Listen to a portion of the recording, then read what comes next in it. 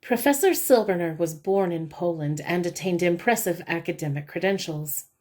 He taught at Geneva University prior to World War II and at Princeton afterward until 1950. During this time, he built up a reputation as an outstanding historian and economist. In 1956, he became professor of economics at Hebrew University in Israel and published in 1959 Hess's correspondence in the original languages with footnotes and editing, entitled Moses Hess's Briefwechsel. Another most valuable book by Silberner appeared in 1955 in Hebrew, entitled Western European Socialism and the Jewish Problem. Having discussed primary definitive research source materials on Hess, we shall proceed to further document the true nature of the involvement of Hess with his contemporary bedfellows. Hess was obsessed with the hedonist Illuminati way of life of his Sabbatean ancestors and expressed it in his lifestyle and philosophy of life. A good documentary example of this is a letter that Hess sent in his youth to his Sabbatean activist cousin Leopold Zunz, 1794 to 1886, espousing Epicurean ideals. In that letter from Zolcist's collection, dated Cologne, February 3, 1830, Hess, age 18, expresses his views of communism to Zunz, age 36, as a greater good and equates communism with the case of a poor father who brings a loaf of bread to his hungry children and divides it among them. He proceeds to elaborate upon the materialistic philosophy of Epicurus, so abhorred by Judaism and condemned by the rabbis that the Hebraicized Greek word Epikouros, or Epicurean, has come to be the term used in Judaism for the non-believer or heretic. Hess also extols the virtues of Rousseau. Amazingly, though, Hess boasts that he will outdo Epicurus himself, and he equates himself with Zunz in this respect. You find Epicurus's philosophy extremely natural, and so do I. We live according to it, and it is part of our nature.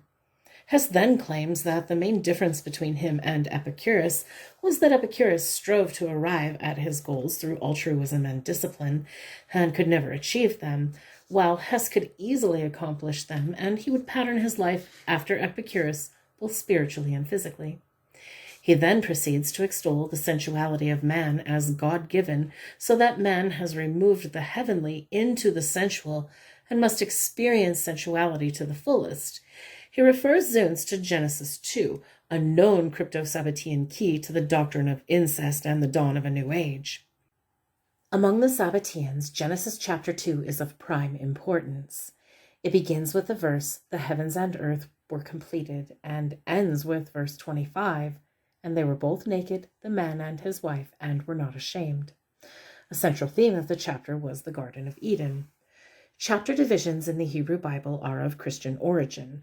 The traditional Parsha Jewish divisions are different, but the Frankish Sabbateans conceded to the dominant culture as a symbol of the primacy of alien forces to the subjugation of Israel, and utilized Christian chapter divisions as themes. Whereas Jews in Christian countries only superficially used the chapter divisions for convenience, especially in debates and discussions on such themes with non-Jews. The utopian messianic age of Eden would complete the heavens, or Shemayin, which is equal to 390 in Gematria, the numerical equivalent of Shanzadi, which is 390, or Shabbatai Zevi's initials. This theme is elaborated upon in Eibeschutz's Va'avo Hayim El Ha'ayin and discussed by Moshe Perlmutter on page 333 of his book, Rabbi Jonathan Eibeschutz, and his attitude towards Sabbateanism. Perlmutter also explains the New Age's abolition of incest taboos and a license for promiscuity as stemming from the last verse of Genesis 2. Adam and Eve having no shame means there were no restrictions against incest, an antinomian thesis from Adam and Eve developed by Baruch Cuneo, known as the Barakai of the Don May, Turkish Sabbateans, and utilized by Eibeschutz not only in his aforementioned work, but also in his compilation of sermons, the Yarot Devash, which Perlmutter excerpted. Incidentally, a monthly publication espousing radical left views is published by Boston area college students of Jewish birth, whose editorial policies support socialism, communism, sexual promiscuity, and homosexuality, entitled Genesis 2. Part of Hess's Sabbatean heritage included addiction to the Amira Theosophy. Amira is a pseudonym for Shabbatai Zevi. It is the phoneticized abbreviation of the letters into words. I'll put them on the screen here for you, but Aleph, Mem, Yod, Resh, and Hey. And you can see the translations: our master, our king, exalted shall be, and his majesty. The Sabbatians believe that Shabbatai lives, so they can say Amira Kai or Amira lives. They also discern that Amira Kai or Shabbatai lives by embracing certain interpretations which they apply to exemplary prophets for each letter of the expression as follows. A is Amos, M is Micah, YR Jeremiah, H Hosea, there's AMYRH there, and then CH for Habakkuk and AI for Isaiah, and there's the Chi right there. Adding on the additional letters of Ket and Yud, which comprise Chi, to Amira, and changing Aleph to Ayin, which shall be explained later. In 1962, Professor Abraham J. Heschel's The Prophets was published by the Jewish Publication Society of America. The book, which contains 28 chapters, devotes separate chapters bearing the names of specific prophets only to Amos, Micah, Jeremiah, Hosea, Habakkuk, and Isaiah. Furthermore, Heschel subscribes to the heresy of a second Isaiah, devoting chapter 4 to Isaiah and chapter 8 to second Isaiah. These prophets, of course, all comprise the Amira Kai mystical heresy. Heschel, 1907 to 1972, was a scion of a great Hasidic family. His father, the Peltzefisner Rebbe, and his mother, Rizel, were descendants of great Hasidic luminaries. On his father's side were Dov Ber of Mezerich, known as the Great Majid, and his grandfather, after whom he was named, the Aptar Rebbe. His father's uncle was Rabbi David Moshe, the Shortikover Rebbe, son of the famous Rabbi Yisrael of Rizin. His mother was descended from Rabbi Levi Yitzchak of Bendichev. Heschel is a more contemporary example analogous to Karl Marx's father, who came from an excellent pious background and who was weaned by enemies of Judaism and converted to their cause. In Heschel's case, it was the liberal communist CFR establishment that utilized his services. A man of great erudition and gifted intellectual powers, Heschel enhanced the goals of this group. It appears that his heresy materialized via social communist mavericks of the young Vilna movement of writers and poets, of which he was co-founder. They were his school chums at the secular Yiddishist Real Gymnasia in 1927. About this time, he moved to Berlin and subsequently became identified with Reform theology, enrolling in the seminary inspired by Leopold Zunz's Jewish science, the Hochschule für des Wissenschaft des Judentum, where Geiger taught and where Heschel was ordained. Escaping the Nazis, Heschel held a faculty position at the Reform Hebrew Union College in Cincinnati.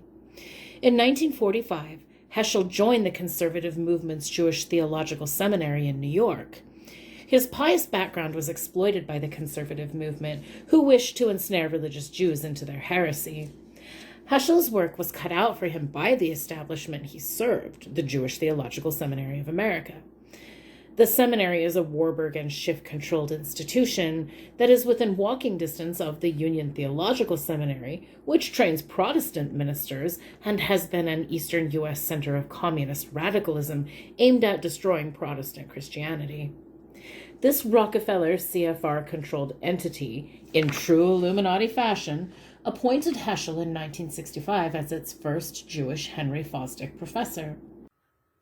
The formal joining of a Protestant church institution by a scion of great Hasidic dynasties caused a tremor in the Torah world. Union Theological Seminary became the center of various mushroom splinter organizations, ranging from environmental activism and abortion-on-demand groups to such organizations as clergy and laity concerned for Vietnam. There, Heschel served as co-chairman, working closely with such Marxists as William Sloane Coffin and Arthur Wasco, a self-hating Jewish-born supporter of communist causes, the Palestine Liberation Organization, or PLO, and was a recipient of Institute for Policy Study grants to carry out leftist plots. The Union Theological Seminary was involved with the National Council of Churches and its other subversive front organizations. Suffice it to say, Heschel supported the radical George McGovern for president, who publicly supported the PLO and became a prominent spokesman against Israel. Another person with whom he worked closely was Father Daniel Berrigan, who enamored many unsuspecting Jewish college students. These students later turned on him when they learned of his hatred for Israel. A few months before Heschel died, he said that McGovern was the person destined to fulfill all the aspirations of the prophets. The powerful CFR establishment was able to make Heschel's name popular in Jewish circles, so most Jews still believe he is a great man and are unaware of his involvements or the direction of his mystical leanings, though he was acclaimed as a great mystic during his life. There were a few great authentic rabbis who were critical of his theology but overlooked his political persuasions. One exception was Rabbi Meir Kahane, who criticized Heschel in his book, Why Be Jewish? Most of these criticisms also appeared in the journal Tradition, published by the Rabbinical Council of America, and were aimed at his theology and not at his politics, nor at exposing the establishments with which he was so intimately connected. At a time when authentic religious leaders of Judaism were united in their efforts to mobilize troops against North Vietnam, which was a strong supporter of the PLO, Heschel's support of North Vietnam caused consternation among Jewish rabbinic decisors, the authentic rabbinate of American Jewry, who were dedicated to a life-and-death struggle against communism in any shape or form. Heschel's involvement was also a cause of embarrassment to his saintly Hasidic relatives of the Rizanan Kupechnitzer dynasties. In a book that was published after his death entitled In Search of the Truth, Heschel subtly and not so subtly indulged in criticism of Hasidic beliefs and doctrines, even though he had posed during his life as a Hasid. On page 70 of the 1973 edition, he stated, "Contrary to Hasidism, the Tzaddikim, righteous, saintly individuals, have no say in heaven." He accused the great Kotzker Rebbe of stunting his growth, and seeing in which direction Heschel went, one can see why, and of encircling him with chains. An entire book could be written dealing with Heschel's theological speculations, politics, etc., especially since Heschel's literary output was most prolific. According to the Theosophy of Amira, it is interesting to note that Amos begins with the Hebrew letter ayin and not aleph. The substitution was done with intent because Amos's condemnation of wealthy material excess could be twisted so as to suit communist doctrine. Also, the letter ayin, having become an illuministic symbol, would provide another secret for adepts, namely that the secret Amira was spelled with an ayin. In order to legitimize this interpretation, a Jewish homiletical text, composed in Talmudic times, was misappropriated by the Sabbateans. The text originates in the book Bereshith Raha, which deals with homilies of the book of Genesis. It states that Rabbi Meir had a Torah in which the text for the Hebrew word or, for skin, spelled with an ayin, was spelled instead with an aleph, rendering its translation light. The verse in question is, "And the Lord God made for Adam and his wife garments of skin and clothed them," Genesis chapter 3, verse 21, which instead would read garments of light with the textual change. Hence, the Sabbateans justified switching aleph for ayin. There is more to this ayin aleph business than meets the eye. For in the exchange of usage and in the expression Amira designated for Shabbatai Zevi, the nefarious Sabbateans expropriated on purpose their workers' revolution philosophy from the writings of the great sages of Israel and twisted and perverted them to their own ends. Exemplary of this ayin aleph Amira work connection is the commentary of Nachmanides, 1194 to 1270, on Deuteronomy 21, which is partially excerpted here from Rabbi Charles Chevel's 5-volume English translation of this classic. In reading Nachmanides, it is not difficult to see how they attempted to link servitude work and agrarian labor, the communists as well as others' key to social upheaval. Here are Nachmanides' comments. "Thou shalt not tithe Amir, or deal as a slave with her. This is like the expression ith Amer, and he had dealt with him as a slave, and sells him. Onkelos in both cases rendered it as an expression of trading, and our rabbis in the Sefer and in the Gemara explain it as a term of serving. Thus, it is an express negative commandment against making any use of her as a bondsmaid, and if he did put her to such service, he is to be scourged. It appears to me in line with the simple meaning of Scripture that thou shalt not tith amir, spelled with an ayin, is like thou shalt not tithe amer, spelled with an aleph, as in the expression, all the workers of iniquity yith amru, or bear themselves loftily.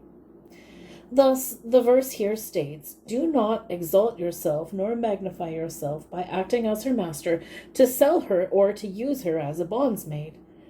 Similarly, in Arabic, they call a master amir, and the usage of the ayin and the aleph is often identical in this sacred language. Now, Rashi wrote, thou shalt not tithe amir with her, you shall not use her as a slave. In the Persian language, work and service are termed amira. I've learned this from the work of Rabbi Moshe the Preacher. This is true, for I have seen in the Yerushalmi in the Tractate Shabbat, chapter Rabbi Akibu said, and in Tractate Avodah Zarah, chapter All Images, the following text. There, in Babylon, they call a good worker amira. It is also commonly used in the Aramaic language, as is written in the scroll of Susanna. And the king of Assyria sent to all Amira, or servants of Nineveh, and to all de Amron who serve on the sea coast, and to the servant of Carmel and Gilead, to come with him to the war. But all the servants of the land disregarded the commandment of Nebuchadnezzar, and they were not afraid of him. So also in many places of that book, the inhabitants of the land are called Amira of the land, meaning those who serve to the land and make use thereof. Or it may mean that the king of Assyria commanded the soldiers, these being called the servants of the land. For they are subject to the king to go with him in his wars, and they are his soldiers and his horsemen, similar to the expressions, they served Kedar Lamer, and many nations shall serve him. Over the years, Illuministic communist personalities have belonged to various secret prophetic societies, paralleling their other activities. It is difficult to document these societies. However, Professor David Baker of Acadia College, Nova Scotia, photocopied a text of a book that had limited circulation, entitled A Religion of Truth, Justice, and Peace, which he was kind enough to send me. The book, by Dr. Isidore Singer, editor of the Jewish Encyclopedia, was published by the Amos Society in New York in 1924. The book deals with world religion and government themes, as well as Frankist Sabbatean Illuministic concepts, socialist and communist aspirations. The book is divided into 3 parts. Part 1, Social Justice, Part 2, International Justice, and Part 3, The Religion of the Prophets. Chapter 5 of Part 1, for example, is entitled Saint Simon and His Jewish Friends and Disciples, with subsections entitled 1. The Merchant Prince as ruler of the new society, 2. A period of religious romanticism, 3. A new religio-social messiah, and 4. Reconciliation of socialism and religion. Radical communist Arthur Wasco is known to belong to the Micah Society. Karl Marx was considered in the Theosophy of Amira to be the prophet Jeremiah. In a letter dated Sunday, February 25, 1848, which has been translated in the Zolsist collection, to the editor of a German communist publication, Hess let it be known that the title Jeremiah was reserved for he who prophesies the demise of a particular group. In this case, he identified the group as the bourgeoisie. Moses Hess embraced a perverted Hosea ideology. It was Hosea who was commanded by God to marry a prostitute, as a prophetic example that God would redeem Israel, who had played the harlot by going away from God. Shabbatai Zevi did likewise. Hess married Sybil, who was a streetwalker. In doing so, Hess expressed the desire, according to Sir Isaiah Berlin, to redress the injustice perpetrated by society. He wished to perform an act expressive of the need for love among men and for equality between them, and not apparently because he had fallen in love with her. Hess's close friend Bertold Auerbach, 1812 to 1882, with whom he had an active correspondence, involved himself in Illuministic Masonry and was an active member of the Frankist Judenlodge. As for the staged fight between Hess and Marx, a vivid description of what was supposed to have happened is given by Leopold Schwarzschild in his book, Karl Marx, the Red Prussian. Drawing upon primary sources, the correspondence of Engels to Marx, Marx said Hess was afflicted with gonorrhea and Hess's wife was a common slut and referred to Hess as la grandeur déchue, or fallen greatness. Engels, however, complained to Marx that the charade was taking its toll because the workers liked Hess and it took a long time for them to adjust to his absence. Engels complained in a letter to Marx, August 19, 1847, that even after a year and a half had passed since Hess's ouster, that it exposes me to the most long-winded counter-speeches from the workers. Whole meetings have been wasted over it.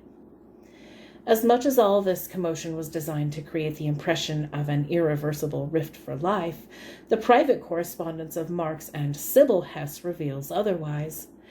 After the rift, Moses Hess was careful not to directly correspond with Marx during his lifetime. His last letter was dated July 28, 1846. Marx and Sybil, after Moses's death, however, were not so careful. Here is a translation of a very revealing letter. London, October 25, 1877. Dear Mrs. Hess, many thanks from myself and Engels for sending 2 copies of the book Die Dynamische Stoffe. We are both of the opinion that the work of our departed colleague is of vast scientific importance and raises the prestige of our party. For this reason, we see fit outside of our personal ties to our covenant over many years, a personal responsibility to propagandize the importance of his book and by whatever means to disseminate it. Karl Marx. P.S. Concerning the book, I am writing St. Petersburg and New York. Die Dynamische Stoffe was a book by Moses Hess. Sybil apparently demonstrated no remorse or ill will against Marx. Marx and Engels were willing to spare no effort to aid the book's distribution. Why was it so important to create the impression of an irreparable rift between Marx and Hess? The main reason was that Hess had served his purpose in getting the Communist Party off the ground. His talents were now needed for 2 very important projects. 1, effectuating a Russian revolution, and 2, setting the stage for ultimate world government. Another purpose of the staged rift was to force Wilhelm Weitling out of the Bund der Gerechten. Hess's rift would tend to lend an air of legitimacy to having Weitling leave. Weitling was no figurehead, a genuine worker who visualized communism as a solution to the exploitation of the working class. Marx supposedly believed in this too. However, Marx was a hired hack, lackey of the wealthy Illuminists. He did what he was told. Weitling was independent. Weitling's prior presence of sucking key labor figures into the movement was now an accomplished fact. He could be disposed of. The ruthless manipulation of people's lives for the sake of the aims of the party was to become a repeated proverbial characteristic of the party. This was true from Marx's own time to the murder of Trotsky, to the massacres of doctors and generals by Stalin, which brings us to Hess's role in Project Iscander. Project Iscander was the name the Illuminati gave to the overthrow of Russia. The name symbolized its overthrow for an ultimate purpose, world government. Iscander is the Islamic term for Alexander the Great. It is written in the Quran that Iscander locked up the savage tribes of Gog and Magog behind walls of iron and brass, hence the term Iron Curtain, and in the future they will pour out to wreak havoc. According to the eschatology of the Illuminati, they would replace Alexander the Great. Indeed, in English Freemasonry, the all-seeing eye is a symbol associated with Alexander. It is an important theme in Rudyard Kipling's famous novel, The Man Who Would Be King. Alexander, whose life ambition was to have one world government, would be displaced by the Illuminati, who would achieve their aims by invoking the havoc of Gog and Magog upon the world. These were to be Russia and Germany in the west and China and Japan in the east. orchestrated to the tune of the Islamic mystics, the Sufi, and like Dervish orders, examples of which are the Shiite Ayatollah Khomeini and the House of el-Husseini, from which stemmed such dung as the Jerusalem Mufti and Yasser Arafat. The first Iscander designee was Frederick Kapp, father of Wolfgang Kapp, who engineered the Kapp Putsch in Germany of 1920. We learn of this from a letter sent by Alexander Hezron to Moses Hess. This letter, in my opinion, is probably the most important document linking the Illuminati Sabbateans, Narodniks, post-World War I internationalists such as the CFR, the Nazis, and the World Government UN establishment. A photographic reproduction of the letter dated Paris, March 3, 1850, appears in Zolcist's book. The letter begins with 2 paragraphs in German. The more important French part is as follows. The tie which binds us to the past and to our milieu has not always been so fragile. It is a symptom of decadence, of the approach of a catastrophe. The English, for example, if we accept such eccentric individuals as Byron and Shelley, hold themselves firmly in their present time.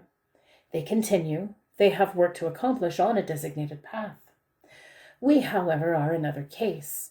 This rupture of continuity which is being felt, this breach, is not made intentionally. It is our milieu which pushes us towards doubt and disgust. After much effort and suffering and deception, you either succumb or your titanic nature asserts itself, becomes skeptical, and feels a disinclination to attack all targets. Circumstances, for example, the 24th of February, can cause this change. They can entrap, and they can also land you in the middle of another entrapment. The brochure Vom anderen Ufer, of which you have spoken, is not at all a work of propaganda. The lyrical element predominates in it and is completely subjective. If it did interest you, it's because it's true. You feel the rage and tears beneath the doubt. I freed myself from my tearful sentiments in writing it. Kapp has had published a translation of my letters on the Italian Revolution of 1847 by Hoffman and Camp. In the first letters, you will find me totally involved, entangled, even though they were written after the first article of Vor dem Witter. But that is not all. You forget, perhaps, that my position as spectator is due to my nationality. Physiologically, I belong to another world. I am more indifferent regarding the terrible cancer which is swallowing Western Europe. In Russia, we suffer only from childhood on and from material pains, but we have the future to look forward to. The Slavic world has not yet existed in the full flower of its strength. Presently it is preparing by instinct an immense arena, Russia. In the face of this, we others hold quite a different position than the Roman philosophers. They had nothing but their proud and somber philosophy. Although I admit I have a weakness for those men, their independence, that individual emancipation which finally wanted nothing to do with other men, makes my heart shiver. They foresaw the times of Justinian, when he would close their schools, or the time when another emperor would have the library of Byzantium burned, to be done with its knowledge forever. On the contrary to them, the Roman philosophers, we are only waiting for the moment to appear. I will not continue any more today. I would be truly honored if you would write out your letter in full and print it in your brochure. I will try to respond to you. Instead of my name, use my pseudonym, Iscander. It is thus that I signed everything I had printed in Russia, and since Kapp also used it, go by Iscander. Order Camp to send me 1 copy immediately, and take 1 copy of my brochure from Herwig. I will also send you the letters. Tell me your address. Where are you going? To England? Perhaps I will be coming to London in 20 days. Do not forget to give me your address. You can write to me by addressing it in care of the brothers Rothschild in Paris. Have you read in Switzerland the discourse by Donoso Cortes? I've written a response to it, and I plan presently to write a short article against the confusion preached by Emile Girardin concerning majority and minority. As for the rest, it's going pretty badly. I sink more and more into pessimism.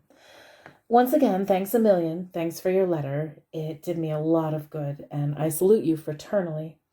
Concerning money, don't even think about that. I don't need any, and you're going to take a trip. Even if you need some such small sum, you have only to write to me. All yours, A. Herzen. P.S. The title of my brochure had induced many people, yourself included, Mr. Hess, to fall into error. I wrote it in Russia, von anderen Ufer, from the other side of the land where the revolution took place. The title had no other meaning. Adieu. Herzen's illuministic commitment comes through in several places in the letter. For example, the reference to Justinian closing schools refers to the Eastern Roman emperor's closing in 529 CE of the Neoplatonic Academy in Athens because of its anti-religious teachings. Other phrases are quite obvious. The moment referring to the revolution and the use of Iscander for one world government, which was Cap's pseudonym previously. The correspondence to the House of Rothschild irrefutably ties in the entire Illuministic, Sabbatean, Frankist, Communist, CFR, One World Government, UN circle, a la Alexander's dream of a one world government. The Iscander legend even found its way into Jewish sources. Rabbi David Kimchi's biblical commentary on Ezekiel 38:8, referring to the hordes of Gog that would come in the future to crush Israel, states, "It is said that from the time of Alexander, king of Greece, the people of Magog were imprisoned there at the northern end, because Alexander imprisoned them among the mountains, and they never left this area again." Subsequent to the revelation of incongruities with respect to Hess's ouster from the Communist Party, a party stalwart apparently seemed to be disturbed by all of this and published a book bemoaning the fact that both official and independent Marxist scholars have unjustly decried Hess's true socialism as a utopian form of petty bourgeoisie radicalism. The communist author Dr. Bruno Frey was an active member of the Austrian Communist Party. His book, Im Schatten vom Karl Marx, Moses Hess 100 Jahre nach seinem Tod, was published in 1977. Frey's research concludes that Hess's agreements with Marx far outweighed any disagreements. He points out that in the late 1860s, Hess showed up as a delegate of the First International in support of the Eisenacher wing of the German labor movement. Hess publicly renounced on many occasions the very socio-religious utopianism of which Marxist critics have accused him. Furthermore, Frey attributes to Hess the despicable communist blasphemy of expropriating the holy prophets of Israel for themselves by maintaining that Hess was committed to the just social order first announced by the Hebrew prophets, namely communism. This completely ignored the fact that what the communists have embraced is exactly what the prophets of Israel were most noted for disclaiming: paganism, expropriation of private property, as in the case of Ahab and the Nabatean vineyards, murder, violence, torture, and the raw abuse of power, forced labor, and enslavement. However, Frey commits a blasphemy against the party line by stating that Hess's Zionism is true communism and not, as the official Marxist-Leninist view declares, a reactionary separatist movement. He thus lets the cat out of the bag on one of the communists' most closely guarded secrets: to destroy Judaism by blaspheming the Jewish commitment to Zion, God's promised land, popularly called Zionism, although the term was not used until much later. It is interesting to note that despite all the criticism heaped upon Hess at meetings and in Marx's Communist Manifesto, all Hess's denunciations in public and in print of materialistic determination still did not suffice to prevent Hess from being sentenced to death for his complicity in the 1848 Communist Revolution in Germany, from where he had escaped.